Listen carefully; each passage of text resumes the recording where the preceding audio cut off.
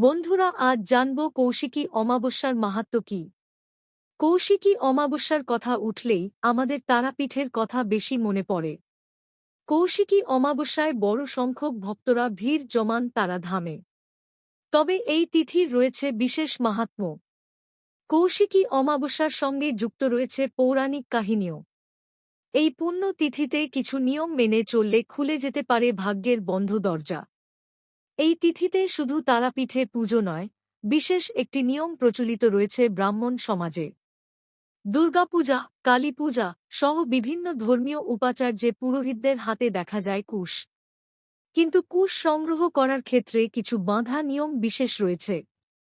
ব্রাহ্মণদের বিশ্বাস, কৌশিকী অমাবস্যায় কুশ সংগ্রহ করলে তাতে দোষ হয় না।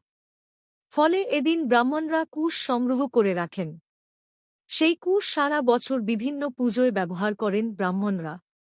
এদিন কুশের আসনে দেবীকে বসিয়ে পুজো করলে বিশেষ ফল পাওয়া যায় বলে জ্যোতিষ মতে বিশ্বাস।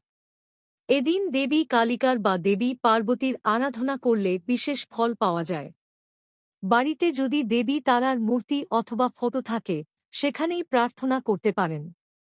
এদিন মন দিয়ে স্নান সেরে শুভ্র বসনে দেবীর সামনে ফল, মিষ্টি দিয়ে ভোগ নিবেদন করতে হবে। লাল জবার মালা পরাতে হবে এবং একই সঙ্গে দেবীর সামনে জ্বালিয়ে দিতে হবে ঘিয়ের প্রদীপ। তাহলে জীবনে থেকে অনেক বাধা কেটে যাবে। ব্যবসায়ীরা দেবীর পুজো করলে বিশেষ ফল পাবেন। জ্যোতিষ মতে ব্যবসা, অর্থলাভের কারক বৃহস্পতি, আর বৃহস্পতিরই ইষ্ট দেবী তারা। ফলে কৌশিকী